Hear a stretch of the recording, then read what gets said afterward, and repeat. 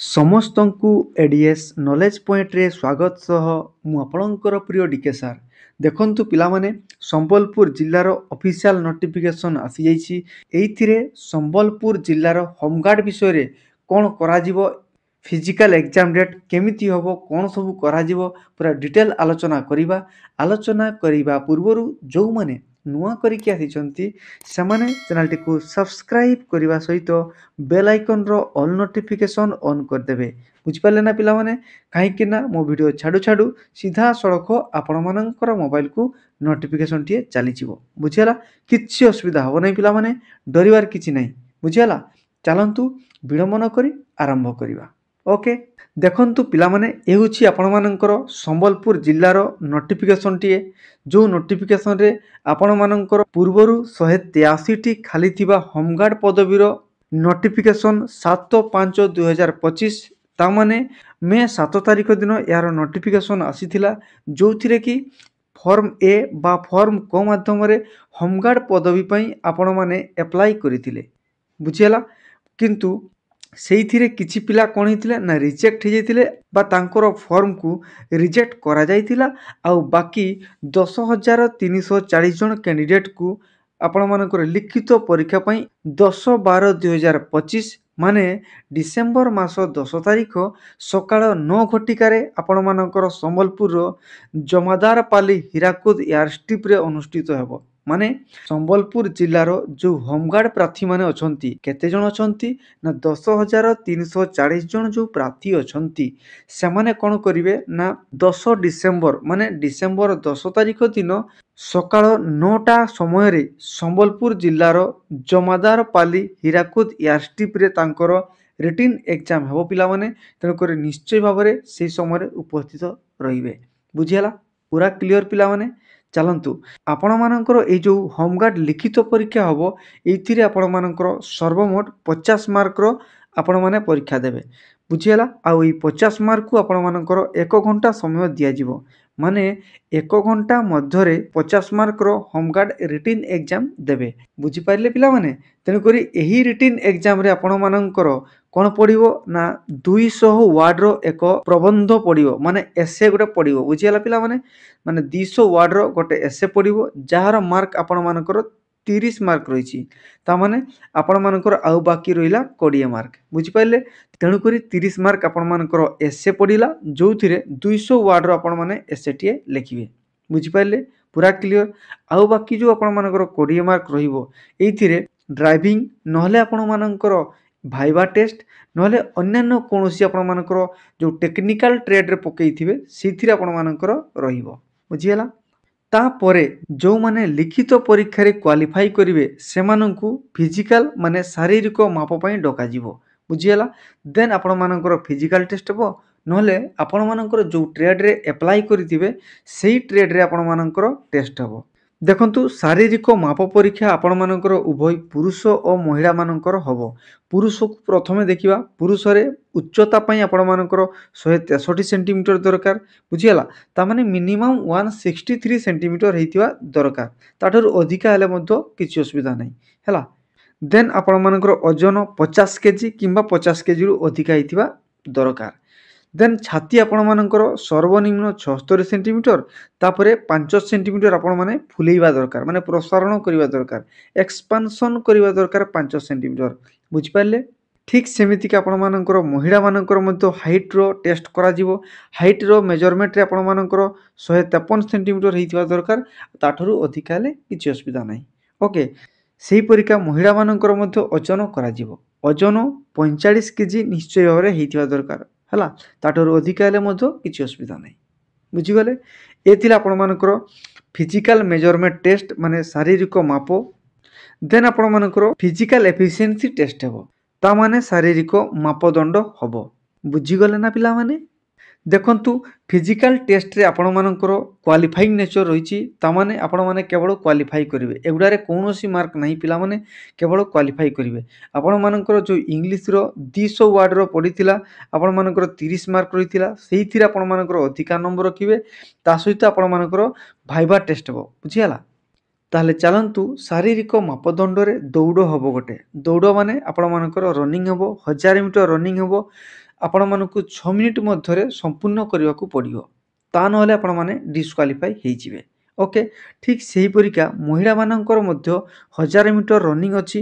ସେଇଥିରେ 7 ମିନିଟ୍ ଏବଂ 30 ସେକେଣ୍ଡ ସମୟ ମଧ୍ୟରେ ଆପଣମାନେ କମ୍ପ୍ଲିଟ୍ କରିବେ। ତାଠାରୁ ଅଧିକା ସମୟ ଯଦି ଆପଣମାନଙ୍କର ଲାଗେ ତାହେଲେ ଆପଣମାନଙ୍କୁ ରିଜେକ୍ଟ କରାଯିବ। ବୁଝିପାରିଲେ? ଠିକ୍ ସେମିତିକା ଆଉ ଗୋଟେ ଆପଣମାନଙ୍କର ଶାରୀରିକ ମାପଦଣ୍ଡ ମାନେ ଫିଜିକାଲ୍ ଟେଷ୍ଟ ହେବ, ଯେଉଁଥିରେ ଆପଣମାନଙ୍କର ଲଙ୍ଗ୍ ଜାମ୍ପ ରହିଛି, ଲମ୍ବ ଡିଆଁ ରହିଛି। ବୁଝିହେଲା?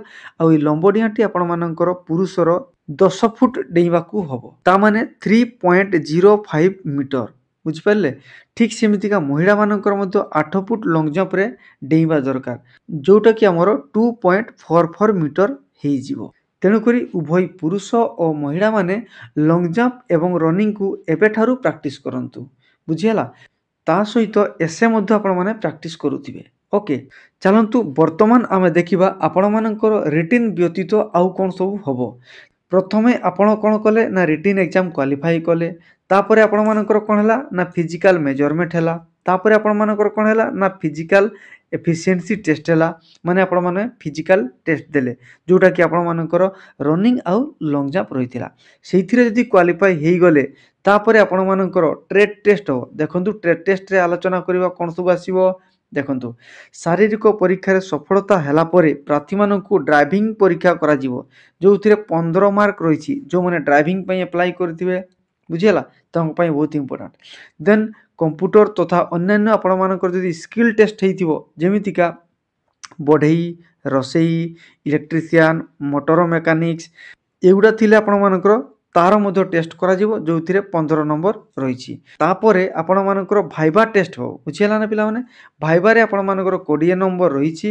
ତେଣୁକରି ଭାଇବା ଟେଷ୍ଟ ରିଲେଟେଡ଼ର ମୁଁ ଡିଟେଲ୍ ଆଲୋଚନା କରିଥିଲି, ମାନେ ପୂର୍ବ ଜିଲ୍ଲାମାନଙ୍କରେ ଯେଉଁ ସବୁ ପ୍ରଶ୍ନ ଆସୁଥିଲା, ବୁଝିହେଲା, ଆଉ ସେଇ ସବୁ ପ୍ରଶ୍ନର ଆନାଲିସିସ୍ କରିକି ମୁଁ ଭିଡ଼ିଓର ଯେଉଁ ପ୍ଲେଲିଷ୍ଟ ରଖିଛି, ସେଇ ପ୍ଲେଲିଷ୍ଟର ଲିଙ୍କ୍ ମଧ୍ୟ ଡେସ୍କ୍ରିପସନ୍ ବକ୍ସରେ ରହିଛି ପିଲାମାନେ। ତେଣୁକରି ସେଇ ଯେଉଁ ଭାଇବା ଟେଷ୍ଟ ବା ଇଣ୍ଟରଭ୍ୟୁରେ ଏସ୍ପି ସାର୍ କ'ଣ ପଚାରିବେ ପ୍ରଶ୍ନ, ସେଗୁଡ଼ା ମଧ୍ୟ ମୁଁ ଆପଣମାନଙ୍କୁ ଡେସ୍କ୍ରିପସନ୍ ବକ୍ସରେ ଲିଙ୍କ୍ ରଖିଦେଇଛି। ସେଇ ଲିଙ୍କ୍ ମାଧ୍ୟମରେ ନିଶ୍ଚୟ ଯାଇକି ଦେଖିବେ। ଆଉ ଯଦି PDF ଦରକାର କରୁଥିବେ ତାହେଲେ ନିଶ୍ଚୟ ଭାବରେ ଏହାର official Telegram channel ADS knowledge point search କରି ମଧ୍ୟ ଜଏନ୍ କରିପାରିବେ।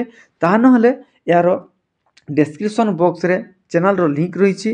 ତାପରେ ବି ଯଦି ଆପଣମାନଙ୍କର କୌଣସି ଅସୁବିଧା ହୁଏ ତାହେଲେ Telegram group channel DK sir Odisha, ତାର ଲିଙ୍କ୍ ମଧ୍ୟ ଡେସ୍କ୍ରିପସନ୍ ବକ୍ସରେ ରଖିଦେଇଛି। ସେହି ଲିଙ୍କ୍ ମାଧ୍ୟମରେ ମଧ୍ୟ ଆପଣ ଜଏନ୍ କରିପାରିବେ, ଆଉ ମୋ ସହିତ ଡିଟେଲ୍ କ୍ୱେଶ୍ଚନ୍ସ ପଚାରିପାରିବେ, ଯାହା ବି ଅସୁବିଧା ଥିବ ପଚାରିପାରିବେ। ଓକେ, ବୁଝିଗଲେ? ତେଣୁକରି 20 ମାର୍କ ଆପଣମାନଙ୍କର ଭାଇବା ଟେଷ୍ଟ ରହିଛି। ଏହି ଭାଇବାରେ ଆପଣମାନେ ନିଶ୍ଚୟ ଭାବରେ ଭଲ କରିବେ। ସେଇଥିପାଇଁ ସେ ଭିଡ଼ିଓ ଗୁଡ଼ାକୁ ନିଶ୍ଚୟ ଦେଖିବେ ପିଲାମାନେ, ଯେଉଁ ଭିଡ଼ିଓ କି ଡେସ୍କ୍ରିପସନ୍ ବକ୍ସରେ ତାର ଲିଙ୍କ୍ ରଖିଦେଇଛି। ବୁଝିହେଲା ପିଲାମାନେ?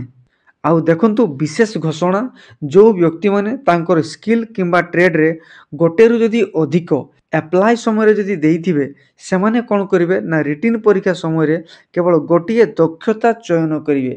ତା ମାନେ ଆପଣ ଯେତେବେଳକୁ ଆପ୍ଲାଏ କଲେ ସେହି ସମୟରେ ଆପଣମାନଙ୍କର ଦକ୍ଷତା ବହୁତ ଗୁଡ଼ା ଥାଇପାରେ। ତେଣୁକରି ବହୁତ ଗୁଡ଼ା ଅପସନ୍ ମଧ୍ୟ ଆପଣମାନେ ଦେଇଥିବେ ବା ଲେଖିଥିବେ, ଯେମିତିକି କାହାର କମ୍ପ୍ୟୁଟର ଥାଇପାରେ, କାହାର ଡ୍ରାଇଭର ଥାଇପାରେ, କାହାର ରୋଷେଇ ଥାଇପାରେ, କାହାର ଇଲେକ୍ଟ୍ରିସିଆନ୍ ଥାଇପାରେ, କାହାର ମୋଟର ମେକାନିକ୍ସ ଥାଇପାରେ, କାହାର ନାପିତ ଥାଇପାରେ।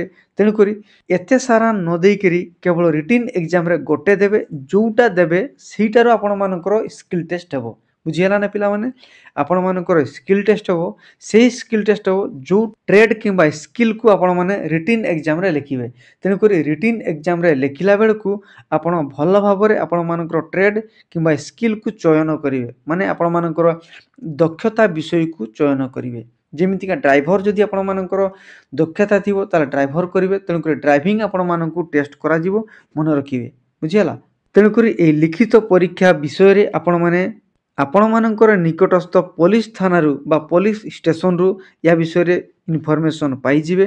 ତାହା ନହେଲେ ଏହା ରିଲେଟେଡ଼ର ଯେକୌଣସି ବି ନୋଟିଫିକେସନ୍ ଆସିଲେ ମୁଁ ଆପଣମାନଙ୍କୁ ଜଣାଇଦେବି। ତେଣୁକରି ଚ୍ୟାନେଲ୍ ସହିତ ଯୋଡ଼ି ହୋଇକି ରହିବେ, ସବସ୍କ୍ରାଇବ୍ କରିବେ, ଆଉ ବେଲ୍ ଆଇକନ୍ର ଅଲ୍ ନୋଟିଫିକେସନ୍ ଅନ୍ କରିଦେବେ। ବୁଝିହେଲା? ଯାହାଫଳରେ ମୁଁ ଭିଡ଼ିଓ ଛାଡ଼ିଲେ ଆପଣମାନଙ୍କ ପାଖକୁ ନୋଟିଫିକେସନ୍ଟିଏ ଚାଲିଯିବ। ଓକେ, ତାହେଲେ ଆଉ ଥରେ କହି ରଖୁଛି, ଆପଣମାନଙ୍କର 10/12/2025 ସକାଳ 6ଟାରୁ ଆପଣମାନଙ୍କର ରିପୋର୍ଟିଂ ଟାଇମ୍ ହେଇଯିବ ପିଲାମାନେ। ତେଣୁକରି ଡିସେମ୍ବର ମାସ 10 ତାରିଖ ସକାଳ 6 ଘଟିକା ସମୟରେ ସମ୍ବଲପୁରର ଆପଣମାନଙ୍କର ଜମାଦାର ପାଲିର ହୀରାକୁଦ ଏୟାରଷ୍ଟ୍ରିପ ଠାରେ ନିଶ୍ଚୟ ଭାବରେ ଉପସ୍ଥିତ ହେବେ, ଯୋଉଥିରେ ଆପଣମାନଙ୍କର ଲିଖିତ ପରୀକ୍ଷା ହେବ। ବୁଝିହେଲା? ଓକେ। ତେଣୁକରି ବର୍ତ୍ତମାନ ଜାଣନ୍ତୁ କେଉଁ କେଉଁ ଡକୁମେଣ୍ଟ ନେଇକି ଯିବେ। ଦେଖନ୍ତୁ, ଆପଣମାନେ ପ୍ରଥମେ ଆପଣମାନଙ୍କର ଆଡ଼ମିଟ୍ କାର୍ଡ଼ ନେବେ, ଆଧାର କାର୍ଡ଼ ନେବେ, ଆଡ଼ମିଟ୍ କାର୍ଡ଼ ଅରିଜିନାଲ ନେବେ ଏବଂ ଆଧାର କାର୍ଡ଼ ମଧ୍ୟ ଆପଣମାନଙ୍କର ଅରିଜିନାଲ ନେବେ। ତା ସହିତ ଏଇମାନଙ୍କର ଗୋଟେ ଗୋଟେ ଜେରକ୍ସ କପି ମଧ୍ୟ ନେଇଥିବେ। ବୁଝିହେଲା ପିଲାମାନେ? ଅରିଜିନାଲକୁ ନେବେ, ତା ସହିତ ଜେରକ୍ସ କପି ଗୋଟେ ଗୋଟେ ଧରିଥିବେ। ବୁଝିହେଲା? ଆଉ କ'ଣ ଧରିବେ ନା 2ଟି କଲର ପାସପୋର୍ଟ ସାଇଜର ଫଟୋ ଧରିବେ। ବୁଝିହେଲା? ଯେଉଁ ଫଟୋ କି ଆପଣମାନଙ୍କର ରିସେଣ୍ଟ ଉଠିଥିବେ, ତାମାନେ ରିସେଣ୍ଟ 2ଟି କଲର ପାସପୋର୍ଟ ସାଇଜର ଫଟୋ ନେଇକିରି ଆସିଥିବେ। ବୁଝିହେଲା? ଆଉ କ'ଣ ଧରିବେ? ଦେଖନ୍ତୁ, ବ୍ଲୁ ବଲ୍ ପଏଣ୍ଟ ପେନ୍ ଧରିବେ ଏବଂ ସ୍ୱଚ୍ଛ ପାଣି ବୋଟଲ ଧରିବେ। ତା ସହିତ ଗୋଟିଏ କଠିନ ଲେଖା ବୋର୍ଡ଼ ମାନେ ଆପଣମାନଙ୍କର ପିଚ୍ ବୋର୍ଡ଼ ଧରିଥିବେ। ବୁଝିହେଲା? ୟା ବ୍ୟତୀତ ଆଉ କୌଣସି ଜିନିଷ ଆପଣମାନଙ୍କୁ ଭିତରକୁ ନେବା ପାଇଁ ଏଲାଉ କରାଯିବ ନାହିଁ।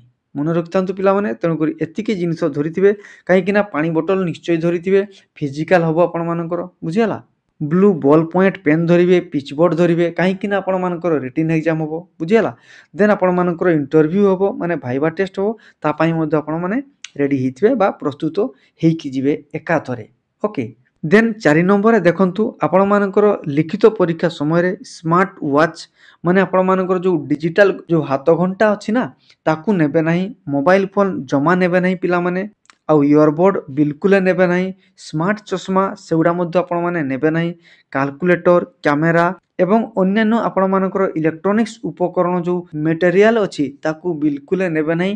ନହେଲେ ଆପଣମାନଙ୍କୁ ସେଇ ଷ୍ଟାଡିୟମରୁ ବାହାର କରିଦିଆଯିବ, ନହେଲେ ଆପଣମାନଙ୍କର ସେଇ ଫିଲ୍ଡରୁ ବାହାର କରିଦିଆଯିବ, ଯାହାଫଳରେ ଆପଣମାନେ ନୋ ଏକ୍ଜାମ ଦେଇକି ମାନେ ନୋ ଇଣ୍ଟରଭ୍ୟୁକୁ ଫେସ୍ କରିକିରି ଆପଣମାନେ ରିଜେକ୍ଟ ହେଇଯିବେ ପିଲାମାନେ। ମନେ ରଖିଥାନ୍ତୁ, ବହୁତ ଇମ୍ପୋର୍ଟାଣ୍ଟ ହେଲା। ତେଣୁକରି କେଉଁ ଜିନିଷ ନେବେ ଆଉ କେଉଁ ଜିନିଷ ନ ନେବେ ତାକୁ ମଧ୍ୟ ଜାଣି ରଖନ୍ତୁ। ଆଉ ଯଦି ବି ଆପଣମାନେ ଦେଉନାହାନ୍ତି, ଆପଣମାନଙ୍କର ସାଙ୍ଗମାନଙ୍କ ନିକଟକୁ ସେୟାର କରିକି ଏଇସବୁ ଜିନିଷ ନିଶ୍ଚୟ ଭାବରେ ଜଣାନ୍ତୁ। ବୁଝିପାରିଲେ? ଦେନ୍ ଆପଣମାନଙ୍କୁ ମୁଁ ପୂର୍ବରୁ କହିଥିଲି 10 ତାରିଖ ମାନେ ଡିସେମ୍ବର ମାସ 10 ତାରିଖ ଦିନ ସକାଳ 9ଟା ପରେ ଆପଣମାନଙ୍କର ଲିଖିତ ପରୀକ୍ଷା ହେବ। ମାନେ 9ଟାରୁ ଆପଣମାନଙ୍କର 10ଟା ମଧ୍ୟରେ, ତାମାନେ ମାତ୍ର 1 ଘଣ୍ଟା ଆପଣମାନଙ୍କର ରିଟିନ୍ ଏକ୍ଜାମ୍ ହେବ, ଯେଉଁଥିରେ ଗୋଟେ ରଚନା ଲେଖିବା ପାଇଁ କୁହାଯିବ। ବୁଝିଗଲେ? ପୁରା କ୍ଲିଅର ପିଲାମାନେ? ଆଶା କରୁଛି ଆପଣମାନେ A to Z ପୁରା କ୍ଲିଅର ବୁଝିଯାଇଥିବେ। ଯଦି ବି ଆପଣମାନଙ୍କର କୌଣସି ଡାଉଟ୍ ଥିବ, ତାହେଲେ ଟେଲିଗ୍ରାମ ଗ୍ରୁପରେ ଆପଣମାନେ ଜଏନ୍ କରିକି ନିଶ୍ଚୟ ଆପଣମାନଙ୍କର ଡାଉଟ୍କୁ କ୍ଲିଅର କରିପାରିବେ। ତାହା ନହେଲେ କମେଣ୍ଟ ବକ୍ସ ଆପଣମାନଙ୍କର, ସିଧାସଳଖ ଆପଣମାନେ କମେଣ୍ଟ କରିକି ମୋତେ ଜଣାଇ ପାରିବେ। କିଛି ଅସୁବିଧା ହେବ ନାହିଁ। ତେଣୁକରି ଏଇ ଟାଇପ୍ର ଜବ୍ ରିଲେଟେଡ୍ ନୋଟିଫିକେସନ୍ ମାନେ ଡିଷ୍ଟ୍ରିକ୍ଟ ୱାଇଜ୍ କିମ୍ବା ଷ୍ଟେଟ୍ ଲେବୁଲର କିମ୍ବା ନ୍ୟାସନାଲ୍ ଲେବୁଲର ଯେକୌଣସି ବି ଆପଣମାନଙ୍କର ଜବ୍ ରିଲେଟେଡ୍ ନୋଟିଫିକେସନ୍ ପାଇବା ପାଇଁ ହେଲେ ଚ୍ୟାନେଲଟିକୁ ନିଶ୍ଚୟ ଭାବରେ ସବସ୍କ୍ରାଇବ୍ କରିବେ। ତା ସହିତ ବେଲ୍ ଆଇକନର ଅଲ୍ ନୋଟିଫିକେସନ୍ ଅନ୍ କରିଦେବେ, ଯାହାଫଳରେ ଯେକୌଣସି ବି ମୁଁ ଭିଡ଼ିଓ ଛାଡ଼ୁ ଆପଣମାନଙ୍କ ପାଖକୁ ସିଧାସଳଖ ନୋଟିଫିକେସନ୍ଟିଏ ପହଞ୍ଚିଯିବ। କିଛି ଅସୁବିଧା ହେବ ନାହିଁ। এই ଭିଡ଼ିଓକୁ ନିଜ ସାଙ୍ଗ ଭାଇ ନିକଟକୁ ସେୟାର କରିବେ। ଲାଇକ୍ ତ ନିଶ୍ଚୟ ଭାବରେ କରିବେ ପିଲାମାନେ। ଆଉ ମତାମତ ଦେବାକୁ ଜମା ଭୁଲିବେନି। ଧନ୍ୟବାଦ।